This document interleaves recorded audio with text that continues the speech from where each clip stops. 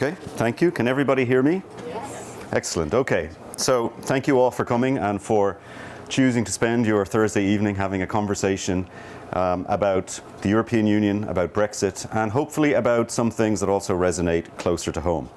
I chose this particular image to start the conversation this evening because the European project is in many ways a patchwork puzzle of different cultures, different countries, different political ideologies. It's a work that's constantly under construction.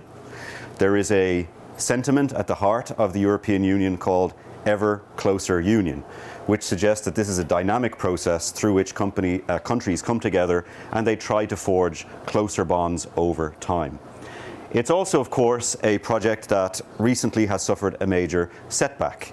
The British flag here not only represents Britain leaving the European Union, it also represents the re-emergence of nationalism on the European continent. The re-emergence of nationalism where a more common European identity had begun to take root. And of course that has significant consequences for the continent and for the rest of the world. And interestingly, this particular puzzle demonstrates and shows the European Union flag. This is a flag that was formally adopted as the EU's flag in 1992. Historically, the European Union started out as the European Coal and Steel Community, then it became the European Economic Community, then it became the European Community, and finally it became the European Union.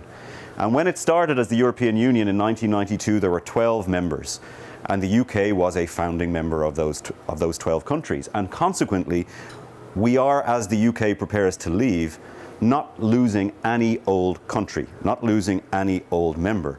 This is the equivalent of the state of New York leaving the United States in terms of its position in the overall European Union economy, in terms of its role as a hub for financial services across the entire continent, also in terms of its role as a cultural hub followed by other parts of the continent. So we're not talking about the departure of an inconsequential player, we're talking about a major rupture at the heart of a European project that dates back to the end of the Second World War. Now, I myself am going to, of course, give you my perspective on all of this evening, and so it's always important to me to be forthright with the origins of my perspective. I very much consider myself a European. I am a creature of Europe. As was mentioned, I've studied in Dublin, in Ireland, in Belgium, in Finland. I've worked for the European Union. I come from a culture that was ravaged by nationalism. As I was growing up, the only time I would see my own national flag was when it was draped across the coffins of IRA terrorists who had committed atrocities in Northern Ireland. And the only time I really witnessed the British flag, it created in my mind representations of occupation of a part of my homeland. So I aspired to be a European as a supplemental identity above and beyond an Irish identity, because I saw Europe as a place where commonalities existed, where a common project was being built, and where the historic nationalisms of the past were being left behind in some form for what I would call constitutional patriotism, for an adherence not to a flag, not to an ethnicity, not to an ideology, but to a common set of values. So I very much believe in the European project. But like somebody who believes in the United States as a project, I can also be extremely critical of the European Union, just as you, I'm sure, can be extremely critical of the federal government in Washington, DC. So what I'm going to try to convey is a love of Europe as a project, but also a degree of sympathy for the motivations, aspirations, and arguments that those in favor of Brexit have advanced over the course of the last number of years. It's important that we give legitimacy to both sides of the arguments.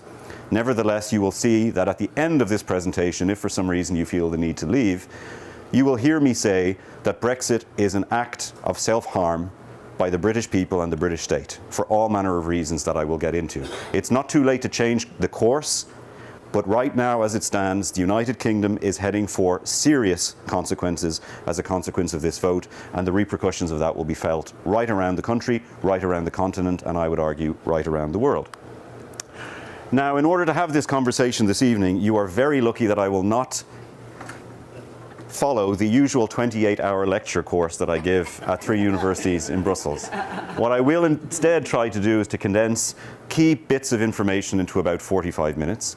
At any point, feel free to put up your hand and ask for clarification, but we will have plenty of time for questions, answers, and of course discussion once we go through this. I always feel it's very important to start off with a brief primer on what the European Union actually is and why we have the European Union, because it is very different to what people in the United States normally think of. It is not like the United Nations. It is in fact much more like an embryonic federal state, and it's very important to give you a sense of that at the very outset. I then want to talk about the causes of Brexit, both the causes that are visible and also the causes that are critical, but maybe a little bit more under the water, a little bit harder to discern, but still critically important. I want to give you a sense of the negotiations, where they stand now, where they're likely to go, bearing in mind that the negotiations are extremely dynamic and change on a weekly and sometimes even on a daily basis. And then finally, I want to give you a sense of what the consequences of Brexit might be. And I stress the word might, because whereas the first, second, and third elements of this presentation are very much historical, very much objective, this is where we really jump into the realms of speculation, because we don't know where this is going to land for all manner of reasons. Now, starting with the primer on the European Union. I teach this, as I mentioned, to postgraduates. They're typically in the age range of 21 to 26. They come from all over the world. The majority of them, I would say, are European.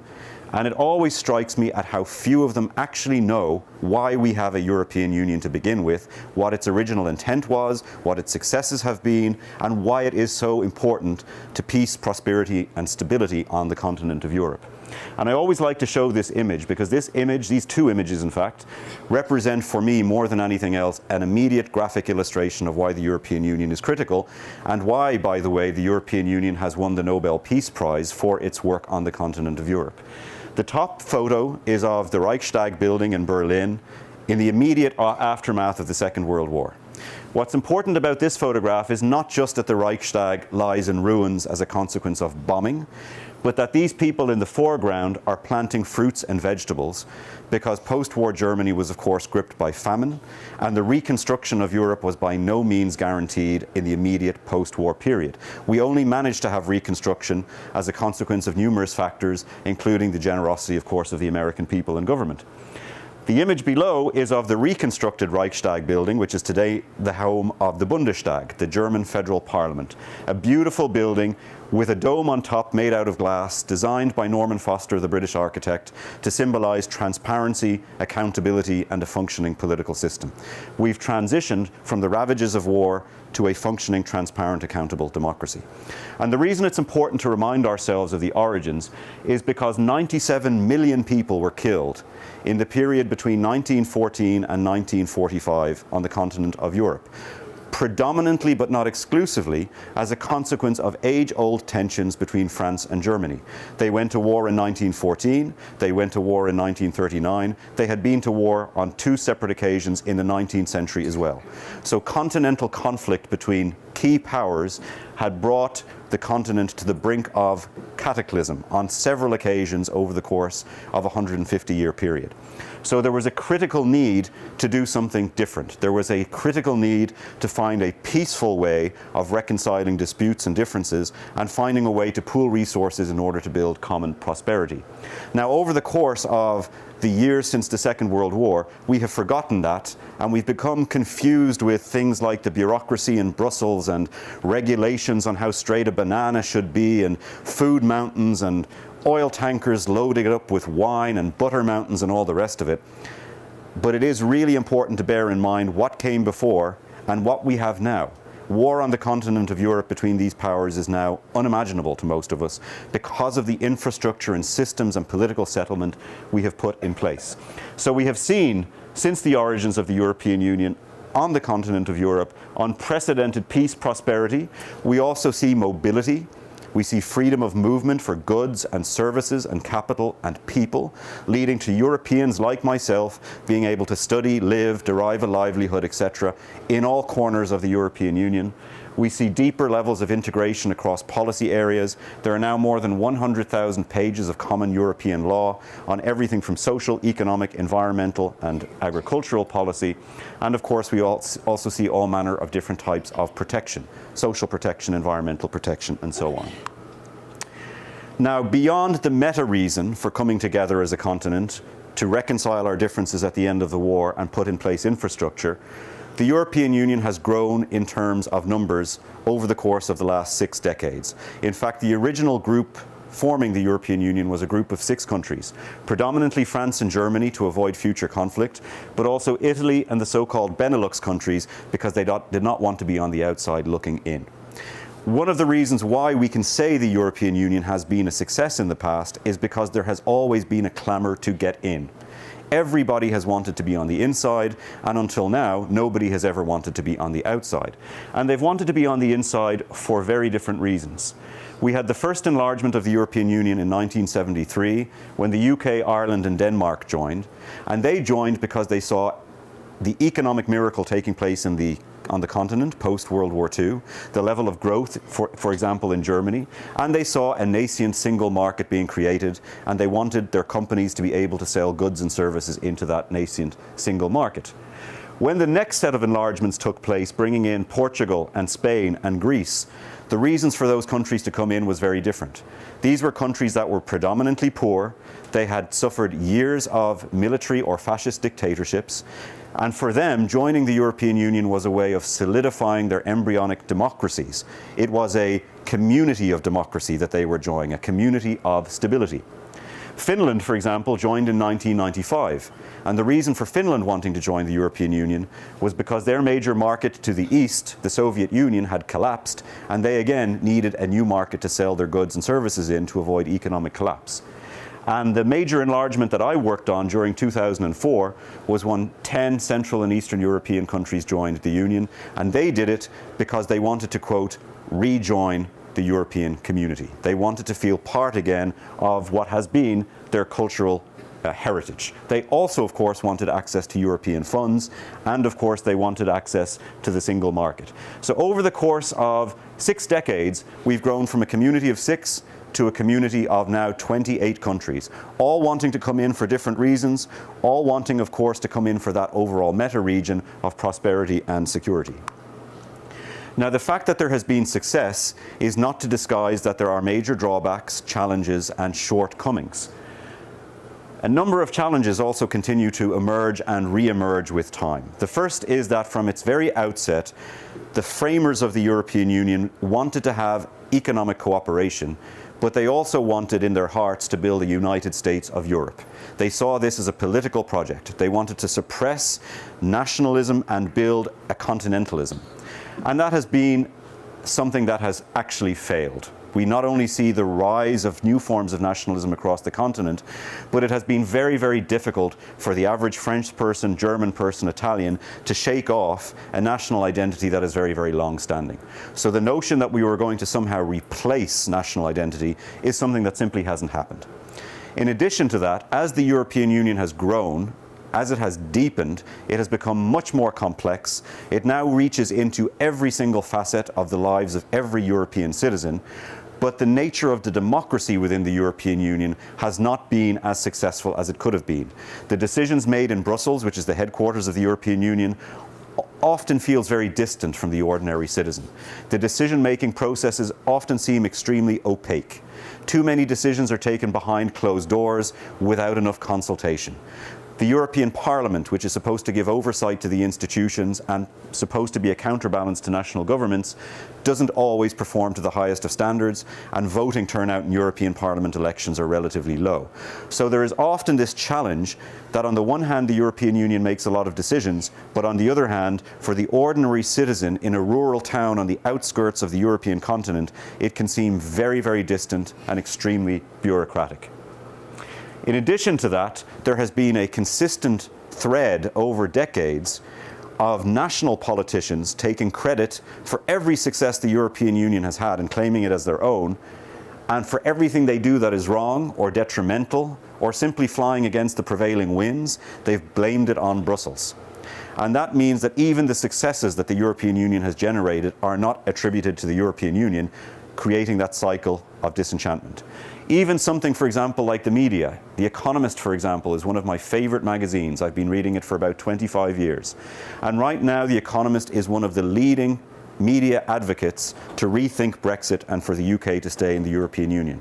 And yet week after week after week, throughout my whole lifetime reading The Economist, they were always heavily critical of the European Union, until the moment came when the UK decided to leave, and all of that groundswell and that echo chamber of criticism actually now comes back to haunt all of us. Very uniquely to the British, there has always been a sense in the UK that they are separate from the rest of the continent. So whereas there are much more cultural bounds tying together communities on continental Europe, perhaps political, perhaps ideological, the British have always felt themselves apart.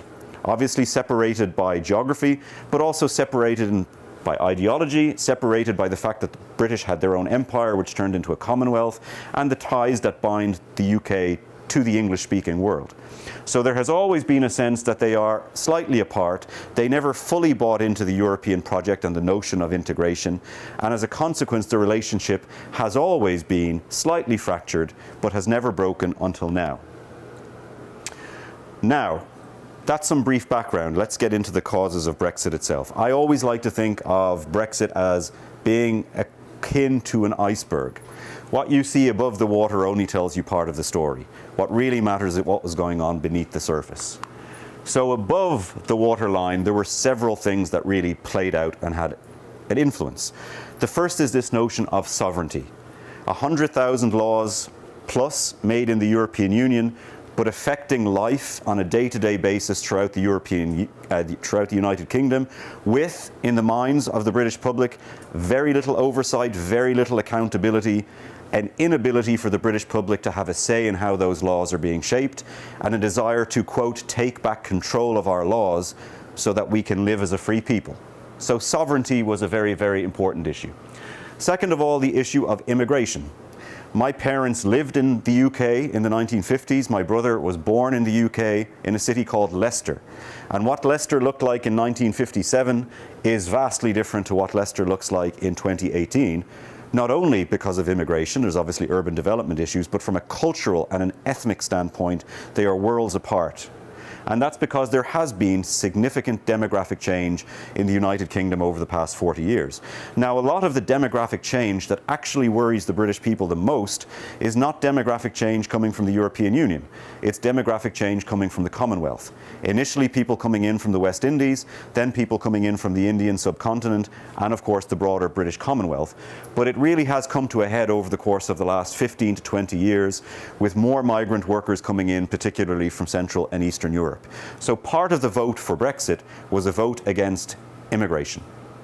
Third, something that we will recognise, of course, from our experience here in recent years, there is a sense of economic dislocation. There is a profound sense that although there has been prosperity, although the global economy has grown, although the continental economy has grown, that too many communities and too many people have been left behind. That too much of the wealth has gone to those who own stocks, too much of the wealth has been taken by corporates, and too little of the opportunity has translated into income and income generation, particularly for low-income populations. So in a way, the European Union has become a symbol for globalization, a symbol for offshoring, and a symbol for an economic model that many of these communities reject. And one of the interesting parts of the Brexit vote is how much of the vote came from poorer communities, and particularly left-leaning communities that would historically have supported the Labour Party in the UK.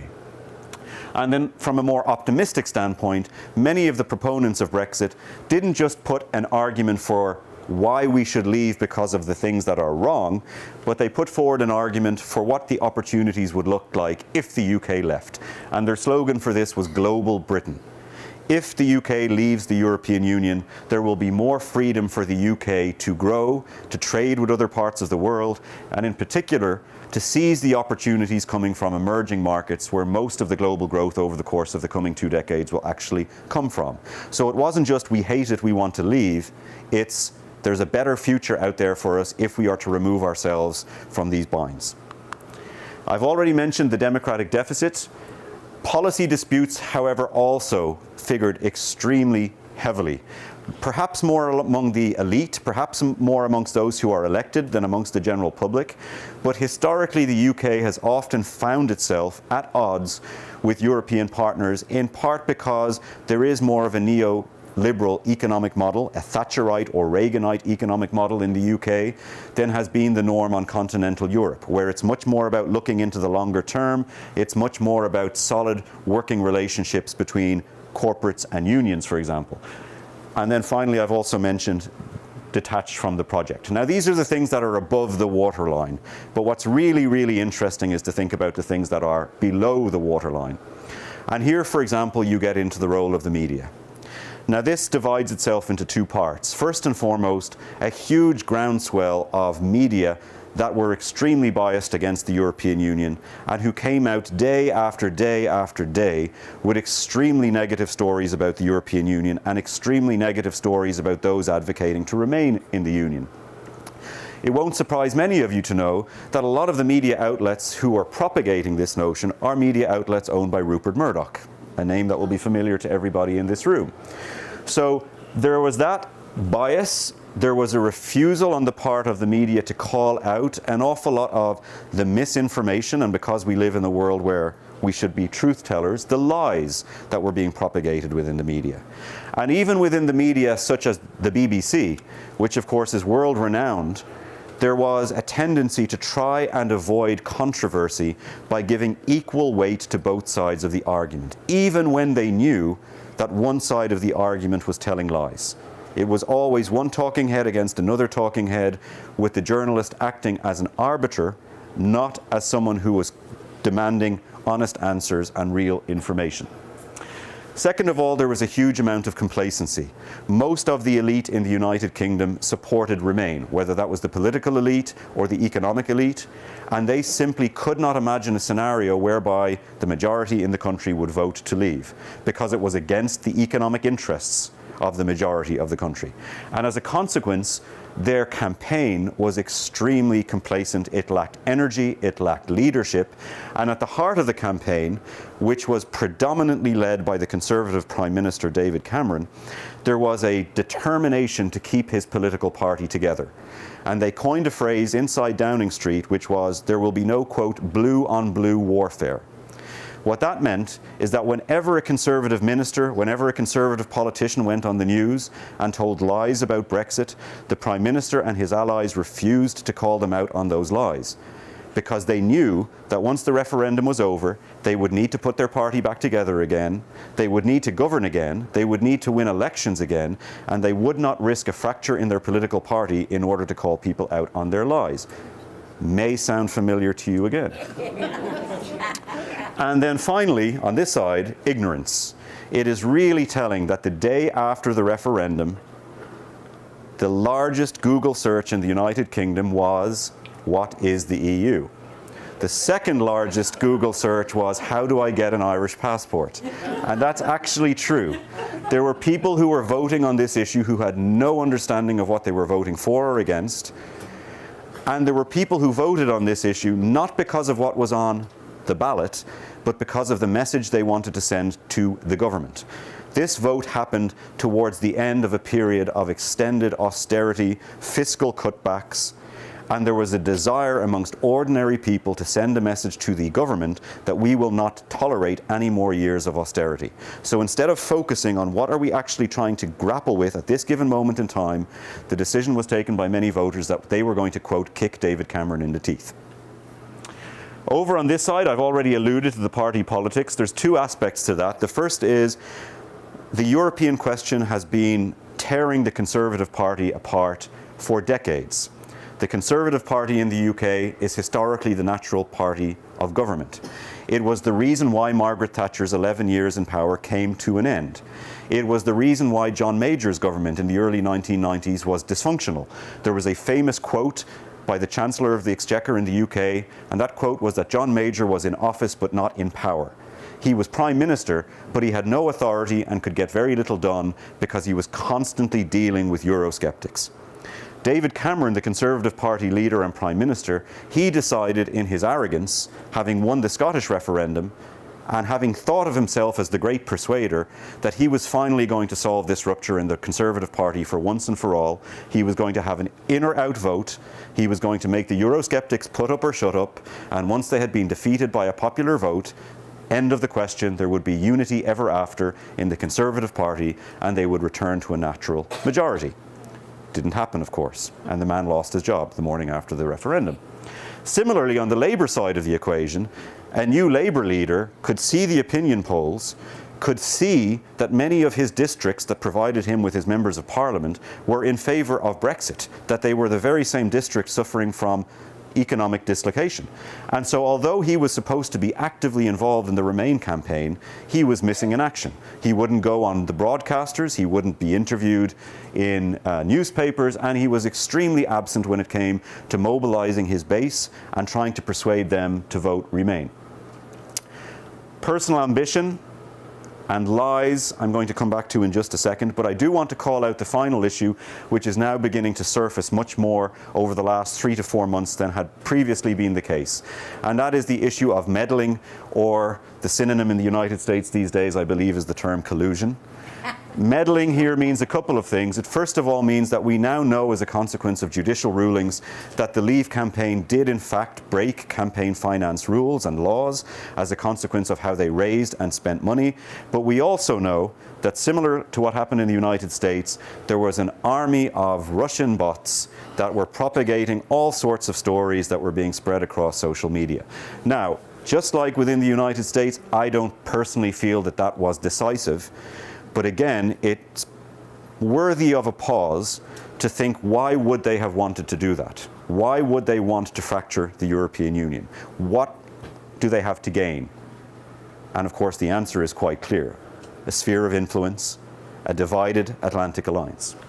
Now, I talked about personal ambition, and I want to show you 2 images, because personal ambition is really important. I think we often think that political decisions are made as a consequence of people weighing up evidence and coming to factual decisions. Often, major issues of consequence are decided on very frivolous things.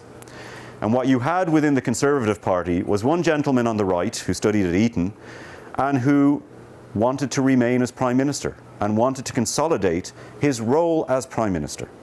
And then you had another gentleman from Eton, strangely enough, both of whom claimed to champion the cause of low-income populations, who wanted to be Prime Minister more than anything else in the whole world. And that is why I often call this an act of vandalism as a consequence of personal vanity. Boris Johnson was sitting one Sunday afternoon deciding about a newspaper article that he was going to write. And he had 2 newspaper articles written. One of them was a very passionate piece in favour of remaining inside the European Union. The other one was a very passionate piece arguing for leaving the European Union. And he decided to publish the second piece. Now, the reason he decided to publish the second piece was because he was convinced that the Brexit vote would fail. That the morning after the Brexit vote, he would wake up with this new constituency who viewed him as their darling and as the next leader in waiting. He wouldn't have to deal with the negative consequences because the vote would have been lost. But now, all of a sudden, this constituency, dominant within Conservative membership, even more than Conservative parliamentarians, would view him as the leader in waiting. So he made a political gamble. And one of the funny things, if it wasn't so tragic, that happened the morning after the referendum is actually watching the press conference that Boris Johnson gives, because he looks like a man that's been told his whole family have died. He was shocked and appalled that this vote went through, because now his view was, oh my goodness, I'm going to have to manage this. What happened was that he actually lost the leadership election that resulted from David Cameron resigning the morning after the referendum. He lost that particular vote for all manner of reasons. And now, of course, we know that more recently he has begun to angle once again. Again seeing a weakened Prime Minister, again seeing an opportunity to put himself to the fore, removing himself from cabinet and causing all sorts of mischief behind the scenes. So when it comes to this particular issue, when it comes to such narrow margins, it's always important to bear in mind that the determination of individuals really, really count. If David Cameron had decided against a referendum, if he had understood properly his powers of persuasion, we wouldn't be in this mess. If Boris Johnson had published that first letter rather than the second, there's an argument we wouldn't be in this mess. Because until he came out and advocated for Brexit, those in favour were very much on the political margins. They were not credible. They were seen as being an extension of the alternative right. Here you had a mayor of cosmopolitan London, a globalist, a serious man, I wouldn't call him that, but certainly a man who had gravitas and was willing to come out and champion this cause, and that made a huge difference. Strangely enough, today we also see personalities beginning to dominate the conversation again. We see here on the left-hand side Theresa May, who ultimately became Prime Minister, someone who, again, hedged her bets. She was in favour of Remain, but didn't advocate for it too strongly, fearing the consequences. She then took over the premiership, and poor Theresa now has to negotiate the most complex divorce over the last 60 years. And to her right, both optically and also politically, you have Jacob Rees-Mogg. And Jacob Rees-Mogg is the leader of something called the European Research Group, which is a combination of Conservative MPs, members of Parliament, and they are advocating for what's called a hard Brexit. No deal with the European Union, if that's what it takes, because we want out. Now, Jacob has considerable power, despite the fact that there aren't so many MPs in his caucus, because Theresa May called, fought, and then had a very poor general election performance in 2017, where she turned a Conservative parliamentary majority into a minority government. So she is now in a position where her day-to-day life is about attacks from the right, attacks from the left, and constant speculation as to whether her government and premiership will survive. Personalities, once again, dominating. And then I mentioned that I would come back to lies. There are two very important lies that had a very significant contribution to the outcome of this referendum. The first was a famous battle bus that was turning the country and had written on the side of the bus huge amounts of money that were going to go to the National Health Services in the UK as a consequence of withdrawing from the EU and therefore having more budget to play around with. Now, those of you who are English or who know the English will understand that the National Health Service is the crown jewel in British public policy. It is something that is considered sacred to the extent that every politician running for office always has to commit to raising more revenue for the National Health Service in the same way that every politician has to kiss babies. So you have to be dedicated to the National Health Service. And so, of course, promising that we were going to give less money to those European bureaucrats and instead give more money to doctors and nurses and patients was a very compelling argument, except, of course, for the fact that these numbers are completely fake and there was no intention of ever raising this money and giving it. The second lie was that there were going to be streams of migrants coming into the UK if Britain remained in the European Union. And this was a poster that was revealed by Nigel Farage, the leader of the UK Independence Party. What's dishonest about this is that these are not economic migrants. They're not European. They are refugees fleeing the war in Syria and pouring into Turkey, not into the European Union. And of course, there is a dog whistle contained within this particular poster, because you will notice the skin complexion of the people who are refugees fleeing. And the underlying message was, we are going to continue to change the demographics and the colour of the British population if we remain in the United Kingdom. This was an incendiary poster when it came out, but again, there's evidence to suggest that it was impactful in terms of its persuasion. Now we get on to the issues of the negotiations themselves. A couple of things to bear in mind. The first is that there are two aspects to the negotiations. The first is called the divorce, and the second is called the deal. So before the UK can set up a future relationship with the European Union, it essentially has to settle its debts. And those debts are a consequence of the fact that the EU makes plans well in advance. For example, the most contentious plan that's made in advance is every 7 years the European Union settles on something called the financial perspectives, which is another phrase for the budget. How will we spend our money over the next 7 years, and who will pay into that budget? So the UK had already committed its own allocation to that financial perspective. That money had been allocated and that money is already being spent. But in addition to that, over the course of 60 years of a European Union, you have many, many people working for the European institutions, and you have many pensioners who have retired from the European institutions, and the UK had obligations to pay into that pool of pensions. So there was a very large conversation about how much money should the UK pay in order to be allowed to leave. There were many, many other questions. The one closest to my heart was the one related to the Irish border.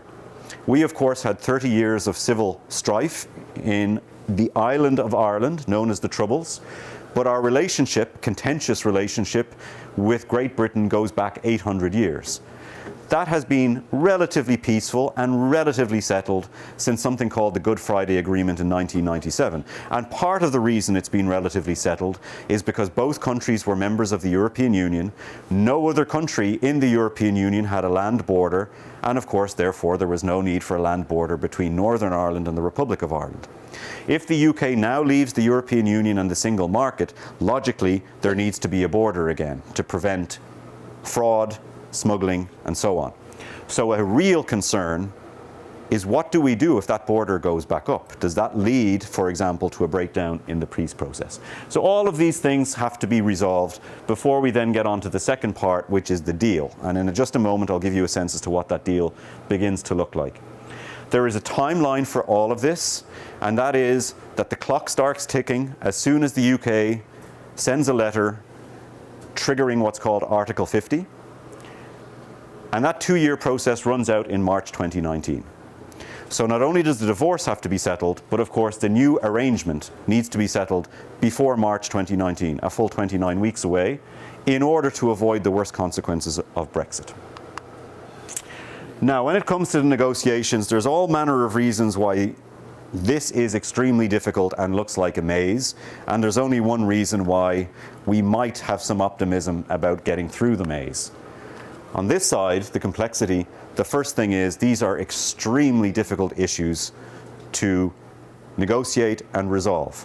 As I mentioned earlier, over 100,000 pages of law, but also a depth of relationship in a federal arrangement that has been constructed over multiple decades, at least 4, some would say 6.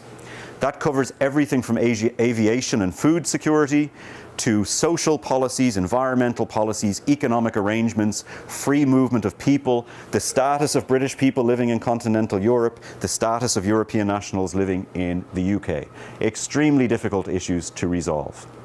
Second of all, chaos in the UK government means that it is very, very difficult for the British to settle on one negotiating position that they can agree on in cabinet, that they can agree on within the Conservative Party, that they can pass through Parliament, and then of course that they need to negotiate with 27 other countries. So when you have chaos within the government, when you cannot settle on a negotiating position, it's very, very difficult for the person on the other side of the negotiating table to understand what is your true position, what are your red lines, what are your defaults, what will a deal actually look like.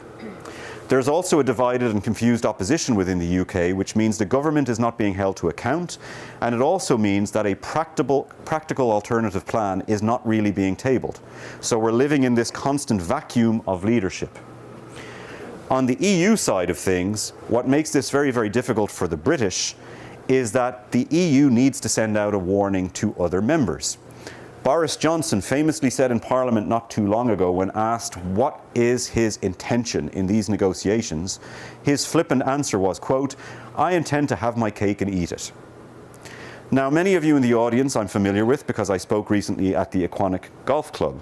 How many golf clubs provide exactly the same benefits to members as non-members? Very, very few. Very few club of any kind anywhere in the world will give exactly the same benefits to those who pay into the budget and who contribute to those who pay in nothing. So the UK position has been, we want to retain the things we find valuable about the European Union, but we want to jettison all the things that we don't like. And the European position is absolutely no way. If we allow you to cherry pick what you like and what you dislike and to decide on your own terms of membership, every single country in the European Union will want the same, and before we know it, the project will be gone. In fact, the chief negotiator of the European Union said recently, if we follow the British plan on this, there will be no more European Union. So the negotiating stance of the European Union is conditioned by their very need to be harsh and to be hard and to get the strongest possible deal. And up until this point, the final issue that has counted against the British is that the European Union has maintained a very strong unified position amongst the 27 countries that will remain in the bloc. One of the gambits that the British Brexit campaign was playing was the notion that they would be able to divide and conquer the opposition in Europe. Because historically, one of the reasons for the great success of the British Empire has been their ability to divide and conquer. On this particular occasion, the European countries have remained steadfast. And every single time the Minister of Foreign Affairs of Denmark, or the Minister of Economy of France, or the Ministry of Social Protection of Estonia, every time they're interviewed on British radio or British television, and they're asked about the negotiating position, without question, they all respond, I will not negotiate on air, and you need to direct that comment to the European Commission. Because it's the Commission that's negotiating, and they're maintaining a very, very solid, unified position. Now, the good news, if you leave all this aside for one moment, is that there is actually mutual benefit in coming out of the other side of this with a deal that works for both sides. Because the UK, no matter what is said in the press, and no matter what is said in the Brexit campaign, the Leave campaign, really does depend on the continent for all manner of reasons, which we'll get into. And similarly, on the other side of the equation, the European Union is stronger with the UK as a friend and partner. It's stronger economically, and of course it's stronger when it comes to things like global footprint, influence in the wider world, and of course security. So there is still reason to believe that at the last minute they will come to a deal that is mutually beneficial. Now, I want to talk about what the current state of the negotiations is, but it's really very difficult because it's perfectly plausible that as I've been speaking here, this position has changed. This is a document that was agreed by the British Cabinet at a place called Chequers recently, which is the British equivalent of Camp David. It's the Prime Ministerial retreat. The Prime Minister gathered her cabinet for a 2-day period to iron out their differences and come to a common position. They came out and publicised their common position the day after the common position had fallen apart, because Boris Johnson resigned as Foreign Secretary, and the person in charge of the negotiations resigned in protest as well. And 2 days later, the Prime Minister was forced to backtrack from some of the things that she wanted from this Chequers agreement. So this is changing all the time. I'm not going to go into detail as a consequence as to what is in it, other than to say it is Theresa May's attempt to forge a middle path between those who really believe the UK should remain in the European Union and those who believe the UK should leave at all costs. It's her attempt to be in the middle. Now, Margaret Thatcher had a famous quote about this. She said, it's very dangerous to drive in the middle of the road because you might be hit by someone to your right and you might be hit by someone to your left. And that's exactly what's happening to this. There is literally no chance that this plan will survive. It may not survive within the Conservative Party. It certainly won't survive contact with the enemy being the European negotiators. And even if it were to survive, there is no majority within the British Parliament for this deal. So this is the current negotiating position of the UK government. And if you turned on the radio and television every single morning, you would hear ministers talking about this. But they're talking about an apparition. They're talking about something that is now deceased. And until they come to the conclusion that they need something that is far more tangible, that has a parliamentary majority, but also has the chance of success in negotiations, we're going to continue in this spiral. Now, I want to touch upon the consequences as we begin to wrap up. And as I see it, as I mentioned earlier, it's very, very difficult to say with any certainty what the consequences will be because we don't know what the deal will be. But there are a number of things that we should look at and that we should actually be fearful about. The first is the consequences of all of this for the UK state itself. You'll probably know that there was a referendum on Scottish independence in 2015 that narrowly failed. Look at the population of the UK based on the different regions of the UK, England, Wales, Scotland and Northern Ireland, and consider for a second that 62% of the Scottish population voted to remain. Now, one of the major driving factors of that Scottish referendum in 2015 was that the Scottish people are governed by an elite in London that do not represent their viewpoints and never have. There were periods during the Thatcher administration and the John Major administration in the 80s and 90s where there was not a single Conservative member of Parliament for Scotland, and yet all of the laws for Scotland were being made in London by the UK government. So there is a historical legacy of the Scottish people feeling that they have no democracy in Scotland because the national mood does not reflect their political preference. And here you have 62% of the population voting to remain in Europe, and yet as a consequence of English votes, Scotland is being pulled out of the European Union. Now again, the day after the referendum on Brexit happened, the Scottish First Minister went on television and said, "We now believe there are conditions once again that necessitate a second referendum on independence."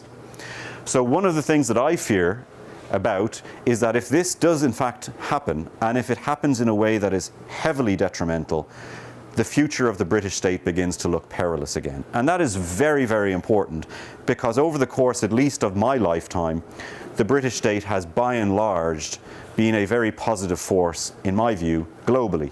And to see their weight and to see their influence and to see their prestige fall apart as the state itself falls apart would, in my view, be a global tragedy.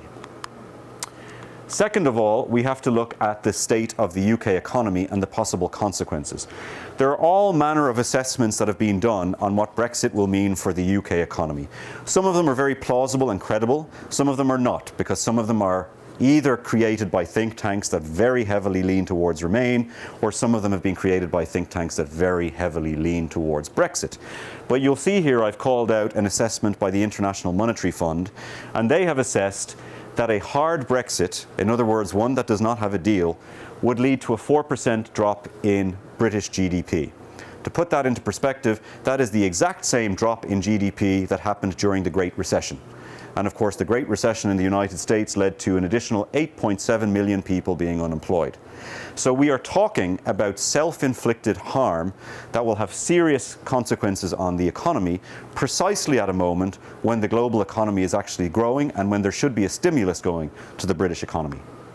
In fact, recently the Governor of the Bank of England talked about the effect that Brexit is already having. Because even before we get to the point of deal or no deal, there's already uncertainty about what the future looks like, and that uncertainty reflects itself in the decisions that businesses take. So the Governor of the Bank of England has talked about economic growth being 2% slower than what it ought to be as a consequence of various factors. He's also talked about how the UK has moved from a position of strength and rapid growth to being the slowest in the G7. And he's talked about a 17% drop in the value of sterling, which of course has implications on the price of goods in the supermarket.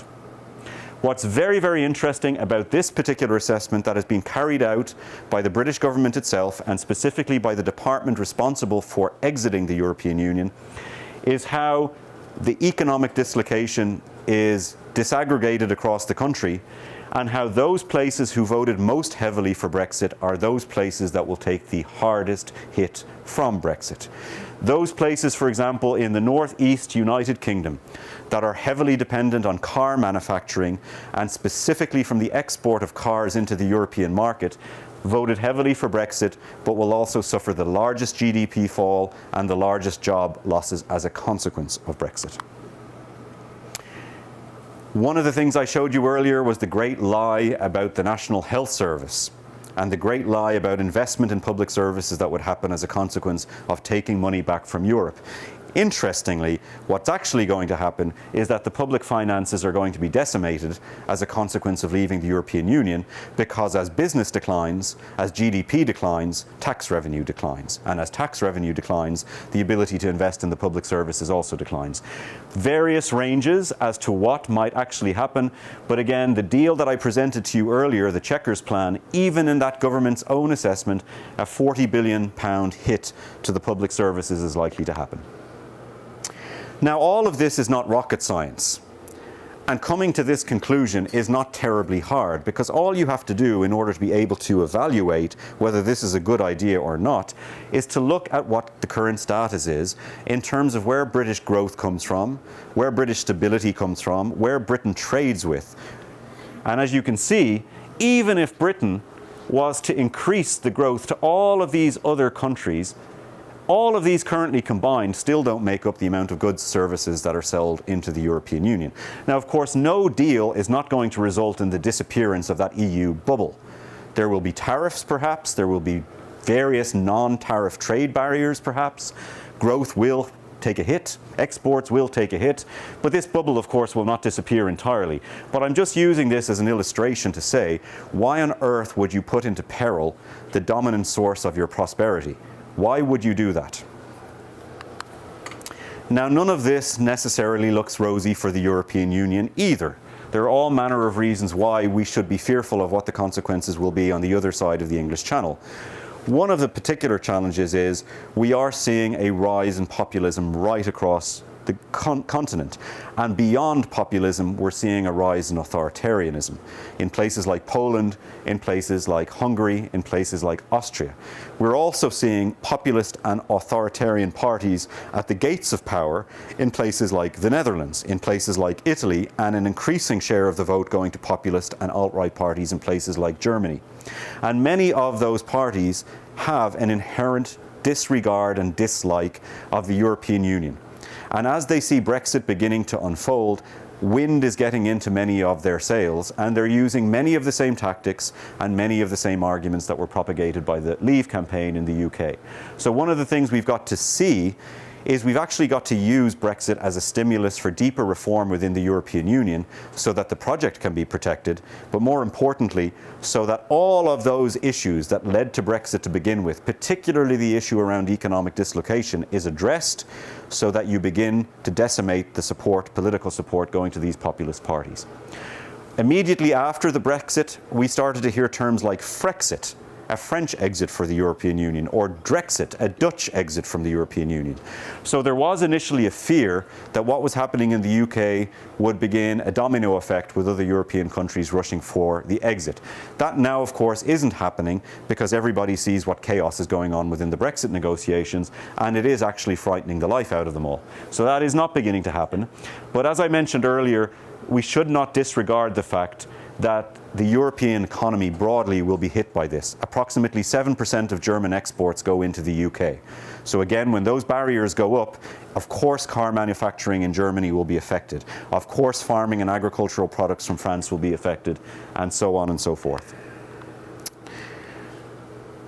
There is, however, increasing momentum behind the notion that the British might actually change their mind on this issue.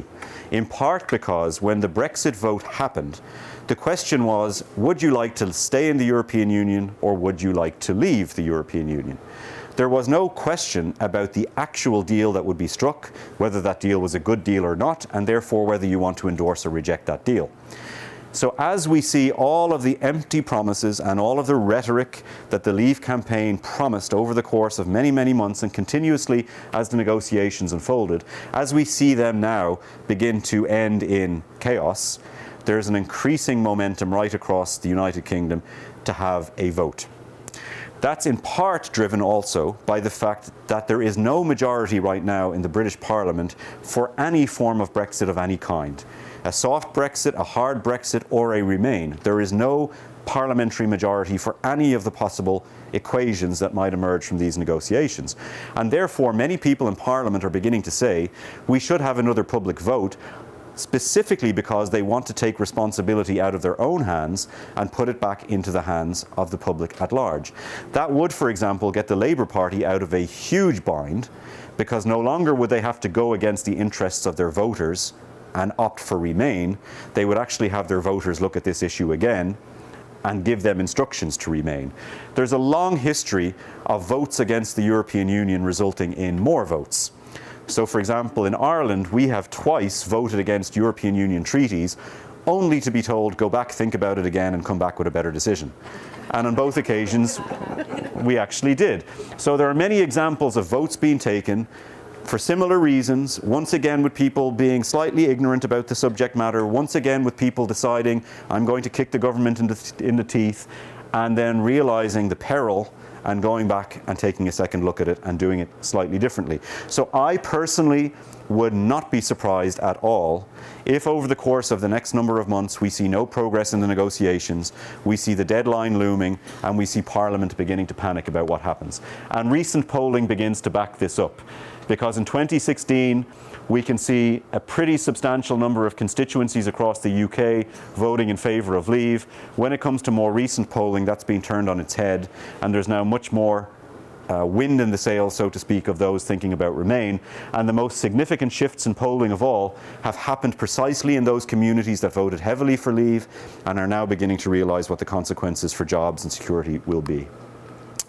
The final thing that I simply want to say to land all of this is to think about the fact that we are dealing with Brexit, but what we're really dealing with is a very damaging global trend that has mirrors and parallels and echoes in what we're seeing in the United States right now. And I want to call out a couple of those important parallels. The first is the impact of a charismatic populist. I mentioned earlier that we may very well have seen a very different outcome if Boris Johnson had gone a very different way. And we see that increasingly in the United Kingdom, there is populist politicians often going against their better evidence and their better instincts, but understanding the mood of the population and the mood of the electorate and kowtowing to that mood. We also see, of course, economic dislocation. It's no accident that there's a lot of similarity between those places that voted most heavily for leave and areas of the Rust Belt that voted most heavily for Donald Trump. There is an absolute need to reconsider the fact that global economic growth does not always translate into local benefits, particularly for those people on lower incomes who have not been trained to work in the gig economy. So I think there has been a complacency across political ideologies that look at meta trends and big strategic issues, but don't understand that those meta trends are benefiting a very, very small number of people, and that ultimately in a representative democracy that will come back to bite you. There is an issue of immigration, and of course we saw fear-mongering in Brexit, and we see fear-mongering in this country right now when it comes to, for example, the southern border. All the evidence suggests that migration across the southern border has in fact declined year upon year upon year over the course of the last number of years. And of course, contrary to popular belief, the people crossing that border are not rapists and murderers. They are in fact citizens who contribute enormous wealth to this country by doing jobs that other people don't want to do, by paying their taxes, and so on. Democratic deficit. Look at the opinion polls for Congress. Not at either party, but as an institution. 10% of the American people believe in Congress because they feel that politics no longer works for them, and as a consequence, they turn to other means. Some of them turn to local activism in a positive sense, others turn to alternatives in a negative sense. We see the fact that expertise no longer seems to matter, and truth-telling no longer seems to be important. So we have Donald Trump in the United States saying that climate change is a hoax, and one of the leading advocates of Brexit in the United Kingdom, a politician called Michael Gove, he went on television, and when he was confronted by the interviewer with evidence upon evidence upon evidence of the fact that Brexit would be a bad idea, his response was, quote, "I think the British people are sick and tired of experts." We actually live in a world where we need expertise, whether it's my father who is a mechanic and has expertise on how to fix a car, or whether it's me who knows about climate and has something to say about emissions reductions. We cannot dismiss the truth, we cannot dismiss expertise, we cannot only pander to people's lowest instincts, but we seem to be doing that more and more. Meddling, of course, I don't have to talk about. The media, I don't have to talk about. But my final and most surprising revelation was from a radio interview during the course of this past week, where I began to hear British politicians in favour of Brexit using the phrase "the deep state." I had not heard them use that before, but essentially what they were getting at was that there is a coterie of bureaucrats and civil servants working in Whitehall in London, and they are trying to go against the elected representatives of this country by slowing down the negotiations. And there are bureaucrats in Brussels, and they are doing everything they possibly can to undermine the elected leadership of this country. When you don't win the argument, you revert to conspiracy. And that is now what's beginning to happen in the United Kingdom, conspiracy upon conspiracy. This is the most famous clock in the world. This clock is now ticking because there are 29 weeks left in these negotiations. If by the end of 29 weeks there is no deal or there is a bad deal, this is going to have severely negative consequences for the most vulnerable, the most marginalized, low-income populations right across the UK. It will have political consequences that will last for decades. It will damage the European project. It will damage Western liberalism writ large in ways that other things are damaging Western liberalism writ large. So it's very important over the course of the next 29 weeks that a positive solution comes out of this difficult situation. And then finally, for those of you who might want to learn a little bit more about this issue, there's a couple of things that I would recommend. There's a wonderful book that was prepared by the Director of Communications under David Cameron, working in Downing Street, called Unleashing the Demons, the Inside Story of Brexit. It really gives a behind-the-scenes and blow-by-blow account as to how all of this unfolded, the different mistakes that were made, the different lies that were told, the complacency that I alluded to. There's an interesting book by Edward Luch, who is a former journalist at the Financial Times, who takes what happens in Brexit, but looks more broadly at the crisis of Western liberalism and looks at what begins to emerge in terms of authoritarianism and populism beginning to take at least a toehold, if not a foothold, across Europe and the United States. And then there's a very, very interesting book by David Goodhart that talks about the fact that one of the problems right now is that we're beginning to think in terms of globalism, and we're beginning to lose our connection with communities. And as a consequence of that, many of the people who don't get the same opportunity that I had to study in different countries and explore different cultures, many of those people are being left behind culturally as well as economically, and that there's a strong need for us to address this issue. That's it. Thank you very much, and questions are welcome.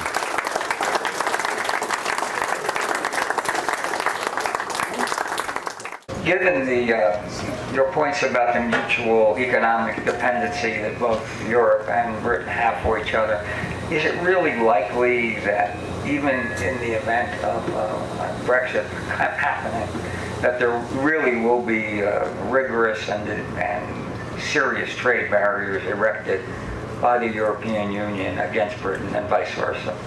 I would say there is a very real danger, and the reason for that is because I mentioned earlier that 7% of German exports go to the UK, but 60% of German exports go to the rest of the European Union. So the German government, when they're negotiating with the UK, has a much stronger incentive to protect the European Union than it has to protect that small amount of exports that go to the United Kingdom. That's the first thing. The second thing is, there is a strong determination amongst the EU 27 to protect the project, even if that means taking an economic hit, because the feeling is if you allow the UK to begin to cherry pick what it wants, that will simply pull the thread and the whole thing will begin to unravel, and they're very determined to avoid that from happening. And then the third thing that I would say is more of an economic point, revealing the world we live in now, and that is we have very complex supply chains, which means that goods and services might change borders multiple times before a finished product is developed, which means something might go across the channel 7, 8, 9, 10, 12 times, incurring tariffs every single time it crosses the border before the final product is made. The final thing that I would say is a lot of the companies that are thinking about their options right now are multinational companies. They're US financial services firms or they're Japanese automakers. And the choice that they're facing is, what is the point of me basing a car plant in the UK to sell into the European market, have to pay much more myself for all of these goods that I need in my supply chain, have to sell a more expensive car back into the European market that will obviously fail against a European competitor, when I can simply move that factory to Europe. And similarly, the financial services companies from the United States are already putting in contingency plans about relocating to Frankfurt or relocating to Paris or relocating to Dublin, because they want to sell their financial vehicles and services into a market of 490 million people, not into a market of 60 million people.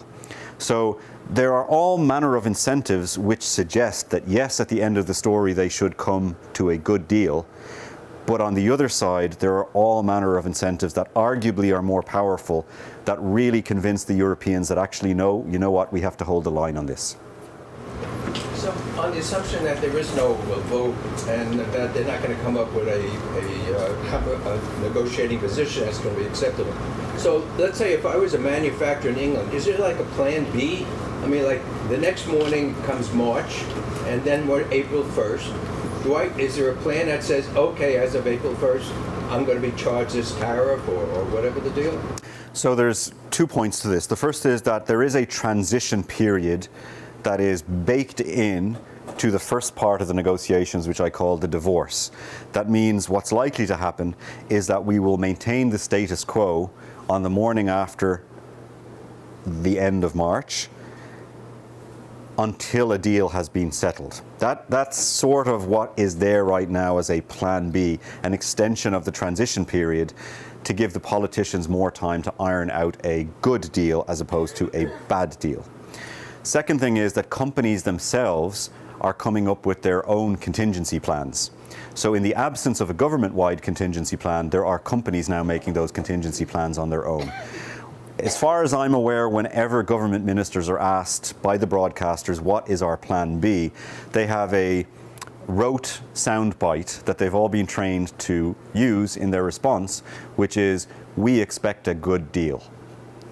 Well, can the transition period last for 5 years or something? It could last indefinitely, but the problem is you have a minority government in the UK that cannot survive in office unless it has the votes of people who favour a hard Brexit. And those people have already come out and said, we will not favour extending a transition period because they don't actually want any transition period. They want the UK to leave the European Union, and they're willing to see the UK leave the European Union without a deal at all, if that's what it takes. Now, if Theresa May had won the general election last year, as she anticipated, and if she had won a large majority, as the opinion polls at one time suggested, she would be able to essentially shout down those opponents within her own party. She would have the arithmetic to support her checkers plan. But because she made such a disaster of the election campaign, she now doesn't have the votes. So she's essentially being held hostage by that small number of hard Brexit parliamentarians. And one of the things I didn't mention in the parallels piece is that we're really seeing a crisis of leadership.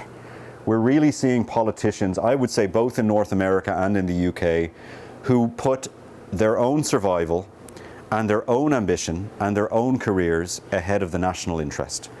And if Theresa May was a really good Prime Minister right now, what she would do is she would say, I'm going to tell you that it's my job to get this deal, even if that means I need to call a general election, even if I risk losing that general election, and even if I run the risk of losing the Prime Minister's office. We have to get this deal, and therefore I'm going to call your bluff. But she has not seemed to be willing to do that. And over here, of course, you have a similar dynamic playing out in Congress. So there are contingency plans from the corporates. There are, I suppose, some contingency plans behind the scenes within government, but the standard line right now is we expect to get a good deal. I suspect that that particular position will become more and more untenable as the clock ticks down. Here, and then I see here, and then I see the front. Please. Norway is not a member. Yep. Is it a model for the hard Brexit people? So I'm just going to circle back a few slides and find this very, very quickly, because there are many different options for what the future might look like. This is membership of the European Union, and right down at the bottom there's WTO rules, trading on WTO rules. And here you have the Norway model that's often talked about. The problem with the Norway model is that it's the worst of both worlds. You get the benefits of trading into the single market of the European Union, but you have to pay into the EU budget, and you get no role whatsoever in making the rules. So what the Norwegians have to do is they have to implement every decision that's made in Brussels without sitting at the table. They're willing to do that. The Swiss, to a certain extent, have the same deal. But there's no way that the British could agree to do that, because that goes against all the rationale that was given to leave in the first place. We're leaving because we don't want to pay the bills. We're leaving because we don't like the decision making. So how do you then go back to the electorate and say, we're actually giving up all of the benefits, all of our ability to influence the outcomes, but we're still going to pay into the budget. And by the way, whatever the French and the Germans decide between them going forward, we'll just do what we're told. There isn't a single chance that that will happen. Yes, please. What probability would you assign to Italy deciding to leave? I really can't answer that because I would have not given a very high probability to Donald Trump being elected. I would not have given a high probability to what is essentially a political party started by a comedian becoming a coalition partner in the Italian government. So the atmosphere is so febrile and the views of the electorate are so difficult, it's very, very hard to say. What I would say is that the Italians were founder members of the European Union back in 1957. I would say they're more likely to be kicked out of the European Union than to leave. And the reason for that is I mean that seriously. I mean, I think that Is there a mechanism to do that? there is a mechanism to suspend all manner of things, and over the course of the financial crisis, when Spain and Portugal, Greece and Ireland in particular, and Italy and a next tier of countries were really getting into trouble in terms of financial deficits, in terms of the risk they posed to the stability of the Eurozone, there was a lot of conversation about them at least leaving the Eurozone. And in those countries, some people said, well, if you kick us out of the Eurozone, then we're going to leave the European Union. So I would say if this particular government in Italy follows some of the policies that they're suggesting, and if that translates into another round of risk for the stability of the Euro, then there's definitely mechanisms in place. They're called the Copenhagen criteria. There's definitely mechanisms in place that could lead to some sort of sanction, and then all bets are off after that. So the question was, are there any statistics capturing voter turnout essentially in the referendum? And there are statistics. I don't know what the number was, but it was a good number. It was within the realms of what the average turnout in the UK was. Often you'll hear Brexit politicians referring to it as the largest exercise in democracy in the history of the UK. That's of course because the population is at its height, and it's also because the turnout in the referendum was very healthy. It wasn't low, it was probably in the region of 60-65%. Now, of course, there was a lot of people voting who didn't know what they voted for, and there's now a lot of people who didn't vote who may turn out a second time. But there's also, I think we shouldn't underestimate, I can't think of a better word, so I'm going to use this word, it's not the correct one, the pig-headedness of the individual voter, because nobody likes being told, you were wrong, give me a better answer. So a second vote could bring out a lot of these people who have changed their mind, but it might actually have the opposite effect. It might make people say, you know, I gave you an instruction on this, I voted on this, I told you I wanted to leave, why are you coming back and trying to undermine the quality of my vote? So again, I would not anticipate that a second vote automatically means that there will be a Remain vote, particularly when you then bring in the media and the type of exercise the media will engage in about essentially a second vote being anti-democratic. What will trigger a second vote? I think a second vote could be triggered by the fact that the clock will begin to run towards its end. There will either be no deal, which means trading on WTO rules, which is disastrous, or there will be a deal that simply can't pass Parliament. And if it can't pass Parliament at that particular point, it could be that the Prime Minister herself calls a general election, or it could be that the Parliament decides the only way to deal with this issue is to go back to the population. Another way that this could be resolved is if the opposition, the Labour Party, begins to see how the polling numbers are changing, begins to see particularly how they're changing in their own constituency, and shifts its position to come out and say, we really need to vote on this again and we need to Remain. They could be potential triggers, I would say. Is there a way of extending the negotiations after the 29th of March? Legally, it's very, very difficult, but within the context of how the European Union operates, it's perfectly plausible. Whenever there are negotiations in the EU that are difficult, there's this trick that's used called, quote, stopping the clock. And typically, for example, if there's an EU Council, it might be decided in advance that it will happen on a Friday and Saturday and everything must be agreed by midnight. But the negotiations will hit midnight and the leaders will decide we're going to stop the clock.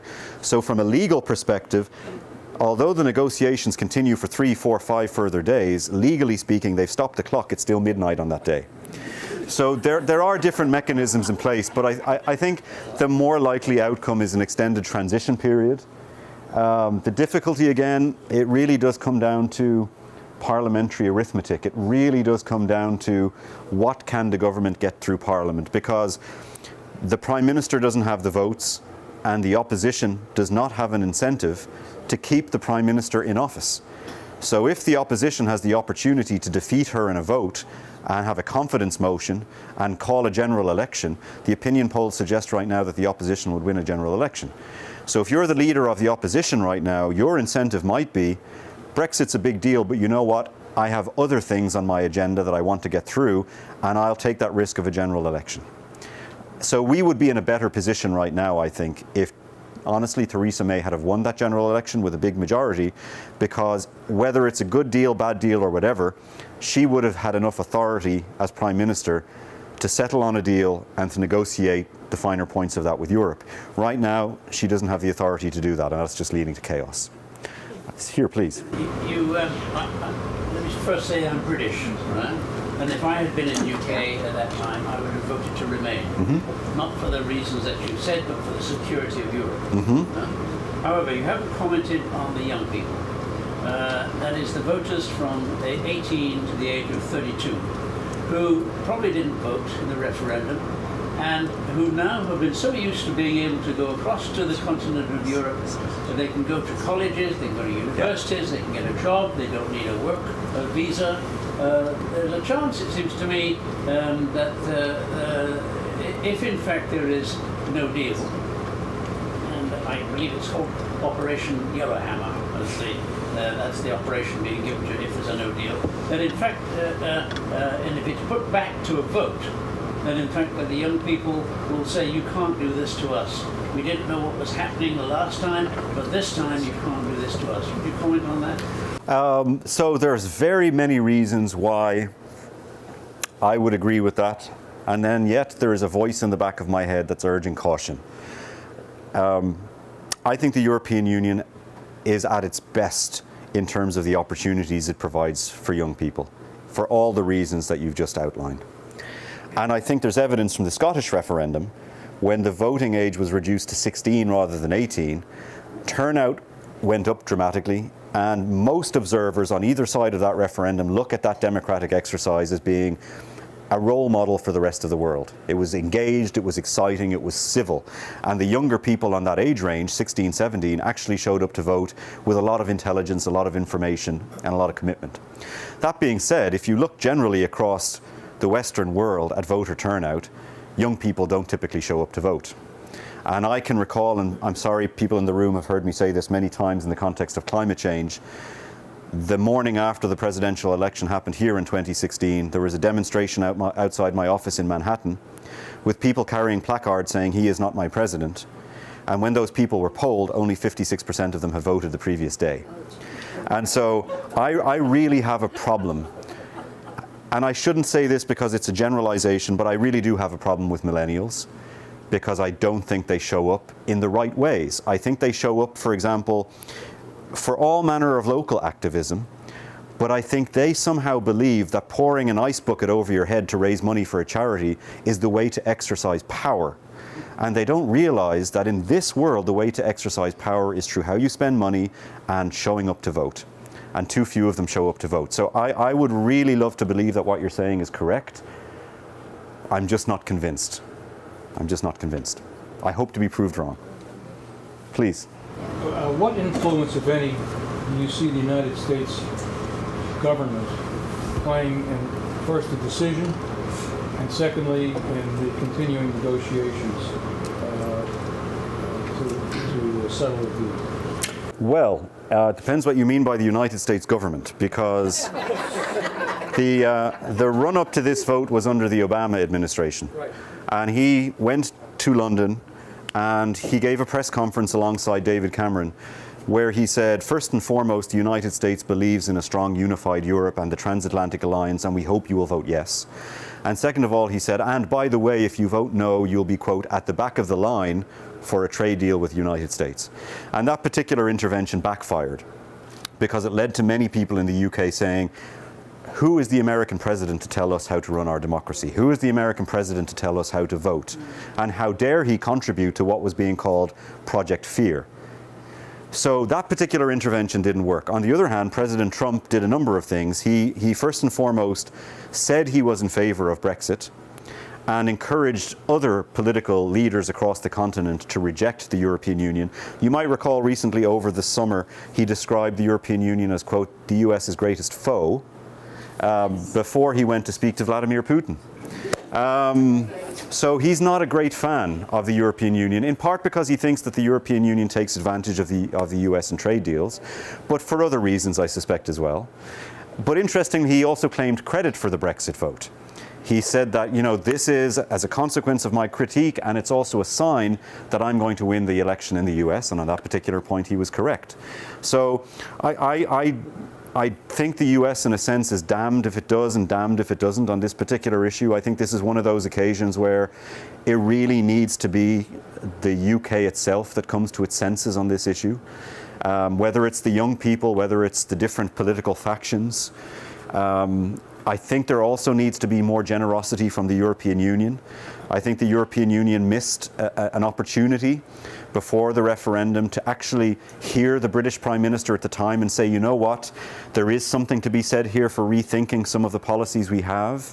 One policy in particular is the freedom of movement for people. Now, freedom of movement for people works very well if I'm moving from Ireland to Belgium to study, or if I'm moving from Ireland to the UK and I have a job that I'm going to.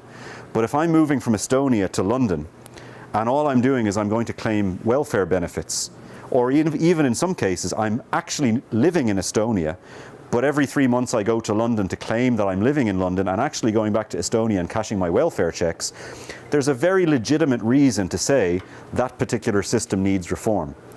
But the Europeans weren't very generous and gracious in trying to meet David Cameron a little bit more than they could have.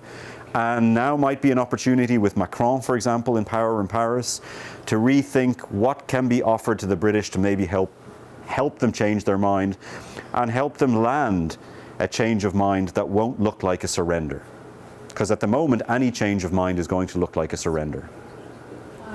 Just to follow up on this gentleman from the UK, I think the Parkland movement, the kids from Parkland, has really given me hope as far as not only being activists, but also having the #1 priority to get people to register to vote. And because of their action in going across America to a lot of the states, Florida in particular had raised its voting registration by 40%. You know, so anyway, I guess I see people, the activities of people now being more centered to things that are very important, and that is get registered to vote. You've got to vote. Let me again just say, so I am a political scientist, and what that means is that I am a student of power, as opposed to a lawyer who's a student of laws and rules. I have not seen any evidence, as much as I would like to, that the Parkland students are where power resides. I see that power resides with the NRA. Now, if I look back at social movements in the history of the United States, and I think particularly of civil rights needed Martin Luther King. It needed his moral authority. But it needed Lyndon Johnson too. It needed somebody who understood power, who understood ruthlessness, who was able to give and take things from people in order to bend them to his will.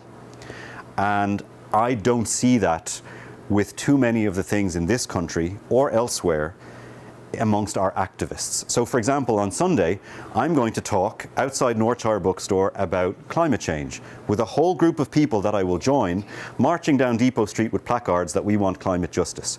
You don't get climate justice from marching down Depot Street with placards. You get climate justice from contributing to the funds of people running for Congress.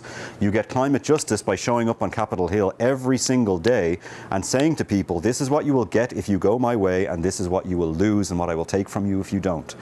And I just fear, again, I don't mean to be the cynic, I'm just in this for a very, very long time, and I'm reaching the point where it's not good enough for me to be right anymore. I want to win, because the stakes are too high.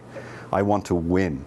And you win with civil rights when you have Lyndon Johnson. You don't win with civil rights if you don't have him.